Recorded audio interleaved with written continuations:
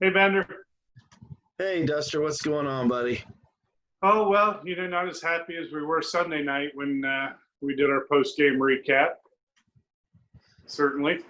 Yeah, Uh, well, it happens from time to time. You do take a step back, and neither you or I had said that we were going to sweep this series. So we know that there's going to be a game lost somewhere. Better now and keep it even 1-1 and move to the next game. yeah, I agree. Before we start, we should maybe send thoughts and prayers out to Jake Muzzin. You never like to see that happen to anybody, players or anybody for that matter. Kind of a fluke thing going down there at the end. But fortunately, I heard they transported him to a local hospital. He's got feeling in all his extremities. So I think he's going to be good. Don't know how much time he'll miss. I'm sure he'll be quarantined since he had to leave the bubble.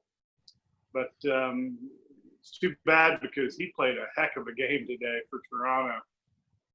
Played a really good game, I thought. Yeah, he did. Yeah, I mean, he was in total beast mode right up until that, that knee to the ankle of Bjorkstrand.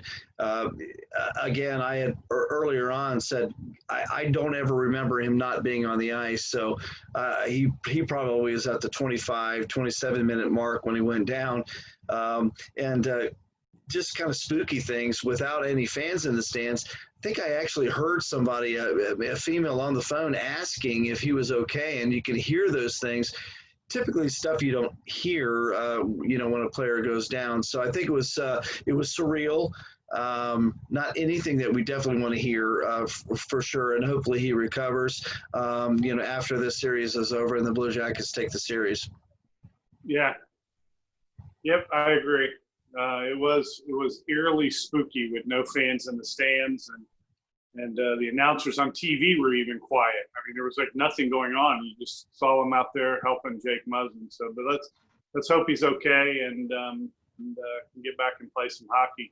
Hopefully, maybe next year. Yes, I agree. After the series is over, so let's talk about Liam Foudy and his impact. He didn't get to play a lot simply because the Jackets put themselves in the penalty box over and over and over again this series, and I know that Torts was probably not real happy about it. But Liam Foudy, every time that he was on the ice, him and Robinson, their speed backed off the defenseman. And honestly, I think that we need to see a little bit more from them, even if you have to shuffle up the lines a little bit to get that skill on the ice. What do you think there, Jim? Yeah, I agree. With us taking the number of penalties we did, it just completely threw us out of our rhythm. Being able to roll four lines like we normally do, Robinson doesn't kill penalties. Foudy doesn't kill penalties. Dubois doesn't kill penalties. Bjorkstrand doesn't kill penalties. So that's, certainly a lot of speed and skill that gets skipped for 2 minutes each time there that we're out there killing penalties. So hopefully we'll stay out of the box on Thursday night and we can roll the four lines again. I know Torts was mixing the lines up a little bit there in the third period to get some guys out on the ice a little bit more, including Liam Foudy.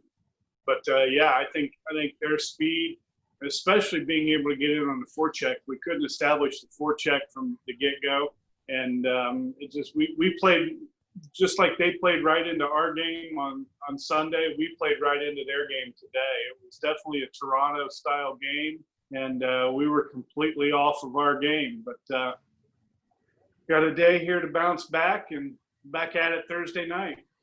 Yeah, I agree, and I do want to throw shout-outs. I'm sorry, what was that? Do you have Josh Anderson's phone number by any chance? Maybe we can. Yeah. I was just going to say the style of play from Austin Matthews.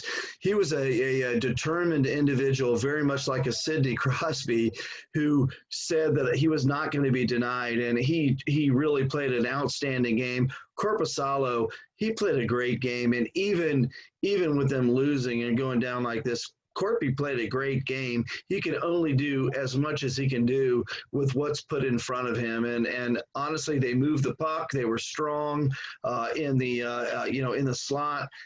They moved the puck so well. I mean, Corpy played a great game, and I'm not going to take anything away from him, but Austin Matthews really drove the team to exactly where they needed to be to tie the series up. I look for a different outcome in the next game. I think that the Blue Jackets are very talented on both sides of the puck. I think they're going to take the next game. I agree. I actually think Corpy was better today than he was Sunday. Certainly a lot more high quality chances that he faced out there today because of some of our defensive breakdowns and everything else. We're going to, hopefully, I know Kukin didn't play very much, after absorbing that hit there early in the game. And that kind of established the rest of the game. But we're gonna need that third pair to step up a bit more. And we're going to need the Savvy and Gabby pair. I mean, I keep talking about them. Seems like every time we have done one of these podcasts, I've mentioned Savvy and Gabby as being the key, and they are. And yeah, they blocked some shots today, but they weren't as disruptive as they were Sunday. Gabby was out of position a couple times. And let's face it, Zach was out of position a couple times, which was very un-Blue Jacket-like. For those guys. So, yeah, I think we'll, watch the tape if Torts hasn't burned it.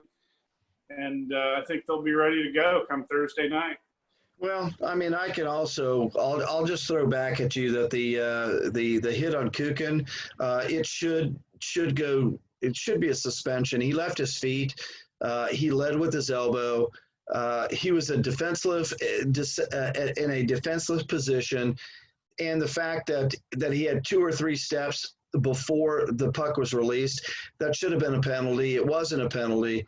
I'll look at that, and I'll just keep going back to that. If you go back, maybe tomorrow, look at the film and say, wow, I mean, he was 2-3 strides into it, led with his elbow, left his feet, should have been a penalty, misconduct, out of the game, not playing next game, period. And that's just my opinion. I look at that, and he was just not in a good position. He was sweeping the puck out. He was not in a position to take a hit like that. So hopefully Kukin doesn't have any concussion type symptoms after this. He looked like he may have broke his jaw, but maybe that was just a wow. I got tagged, Mike Tyson tagged, if you will. Yeah, he did come back and play. He played another 6-7 minutes today. So, yeah, I'm with you. Hopefully he's okay for Thursday. Yeah, if not, Zach. I mean, we're not Zach, but we saw Seth Jones break his ankle and come back and score a goal, and it was still a broken ankle. So we know that stuff like that happens. And these guys, these are hockey players. These are not basketball players. These are not baseball players or football players. You get an ingrown toenail, you don't play. These guys, they play with broken limbs, broken ribs. It's just what they do. So again, it didn't get called. I thought it should have been called. It should have been at least a major penalty. It could have gone one the other way, but still they had their chances. They didn't capitalize on the power play. Game on for next game. Yep, and we did kill off, if there's a bright spot, we did kill off all 5 Toronto power plays today. And we were good on faceoffs. We won 53% of the face-offs today, so yeah. That was good.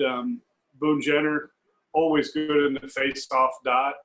But, yeah, we're going to have to find a way to generate some offense. Move the puck. We got such great blue line guys that can pass the puck, get it up to the blue line, good defensemen that can move the puck out of the zone. And we're just going to have to find a way to get it done. Yeah, you're right. Funnel those pucks to the net. Crazy things happen when you send pucks to the net. Just like the great one says, 100% of shots not taken is not taken. Yep, and that goes along with, like Torts always says, control the blue, at both ends of the ice. Now, fortunately, I don't remember seeing a lot of Toronto guys in front of Corpy all day long, but one thing I didn't see was Blue Jacket guys in front of Anderson. Yeah, So where's Josh Anderson? Hello. He may play a factor. I think that he may play a factor. You're right. Yeah, we need to control the blue in the offensive zone, get some of those big bodies, the PLDs, the Jenners, Captain Nick, get some of those guys down there. Even a Bjorkstrand does good in front of the net. You know, get those guys down in front, and you know, if nothing else, it's a body there to shield the goaltender. And one thing Toronto does well defensively is clear their net. I mean, they do that well. They do that game well. They have for 2 games now, but we're gonna have to find a way to get some people in front of the net. And yeah, I agree. And you know, I'll go back to the '99 Dallas Stars run to the Cup. We saw Darian Hatcher in front of the net quite a few times during the season just to wreak that havoc. So I wouldn't mind seeing Seth Jones down there, or maybe Gabby down there to disrupt them with those smaller forwards trying to box these guys out. I'd like to see that. Yep. Well, let's wrap it up for tonight. Your prediction for Thursday? I think we're going to see I think we're going to see Columbus 3-1. That's my prediction. 3-1. I like it. We'll take it. Make sure you like and subscribe to our channel. If you're liking these videos, we want to keep making them for you folks. And go Blue Jackets. Go Jackets, and make sure you hit us up on Twitter as well.